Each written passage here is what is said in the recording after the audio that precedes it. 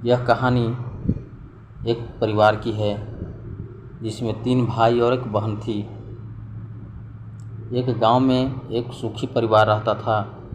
उस परिवार में 3 भाई और एक बहन थी। उनके माँ बाप उन चारों से बेहद प्यार करते थे, मगर बीच वाले बेटे से थोड़ा परेशान थे। बड़ा बेटा पढ़ लिख कर डॉक्टर बन गया था और छोटा बेटा भी पढ़ लिख कर इंजीनियर बन गया था, मगर बीच वाला बेटा बिल्कुल गंवार और आवारा किस्म का था। कुछ समय बाद उनके दोनों बेटे डॉक्टर और इंजीनियर ने शादी कर ली और महीनों के बाद ही इनकी बेटी का भी एक अच्छे घराने में विवाह हो गया। मगर बीच वाला बेटा अभी भी कुंवारा ही था। वह अनपढ़ था और कहीं पर मजदूरी का छोटा सा काम करता था। उसको शादी के लिए कोई भी लड़की नहीं मिल रही थी। उसके माँ बाप उससे बहुत परेशान हो चुके थे। अब जब भी उसकी बहन अपने मायके आती तो वह अपनी डॉक्टर और इंजीनियर दोनों भाइयों से मिलती थी, मगर बीच वाले भाई से बहुत कम मिलती थी, क्योंकि वह उससे ज़्यादा पैसे नहीं दे पाता था। लेकिन फिर भी वह अपनी बहन से बहुत अधिक प्यार करता था। कुछ समय बाद उनके पिताजी की बीच वाले बेटे की बिना शादी किए बिना ही मृत्यु हो गई। उनकी माँ ने सोचा कहीं अब किसी के मुंह के से बंटवारे की बात निकले, इसलिए अपने ही गांव में एक सीधी सादी लड़की से मंझले बेटे की शादी कर दी। शादी होते ही न जाने क्या हुआ, अनपढ़ बेटा मन लगाकर काम करने लगा और पहले से कहीं ज़्यादा मेहनत भी करने लगा।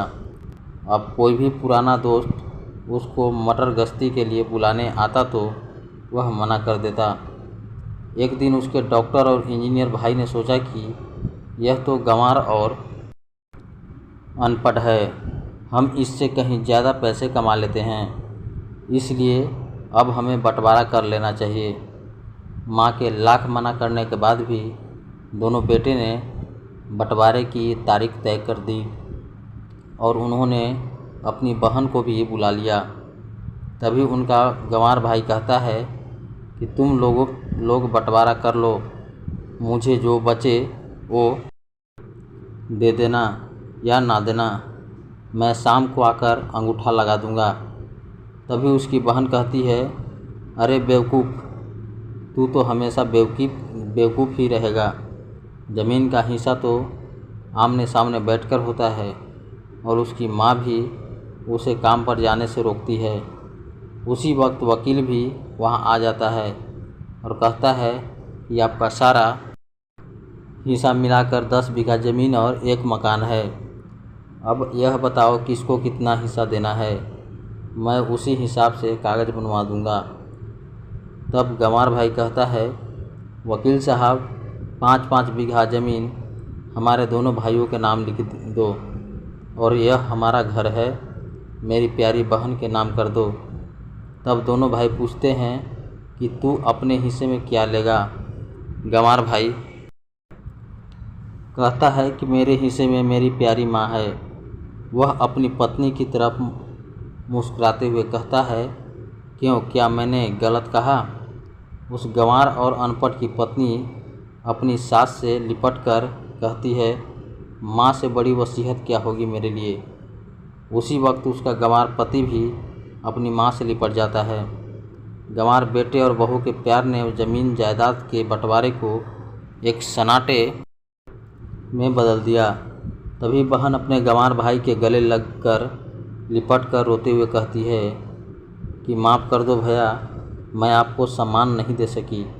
तभी उसका भाई कहता है, मेरी प्यारी बहन, इस घर में जितना अधिकार हमारा है उतना ही तुम्हारा भी है। और रही बात बंटवारे की, तो बंटवारा नहीं करने से जीवन खत्म तो नहीं हो जाएगा। क्यों करते हैं हम बंटवारा? क्या हम एक साथ मिलकर नहीं रह सकते? जैसे हम बचपन में मिलकर खेलते रहते थे, एक साथ मिलकर रहने को ही तो कहते हैं। एक अच्छा परिवार और उसके परिवार को संभालती है एक माँ, तभी उसके दोनों भाई भी बहुत शर्मिंदा होते हैं और वह बंटवारे के सभी कागज़ फाड़कर फेंक देते हैं। और उस दिन के बाद उसे उनका पूरा परिवार खुशी खुशी एक साथ रहने लगते हैं। आशा करता हूँ ये कहानी आपको काफ़ी पसंद आया होगा। तो इस चैनल पर नए हैं तो चैनल को सब्सक्राइब कर बेल घंटी को प्रेस कर लें। तो एक ऐसे ही इंटरेस्टिंग वीडियो के साथ मिलते हैं नेक्स्ट वीडियो में। तब तक के लिए जय हिंद।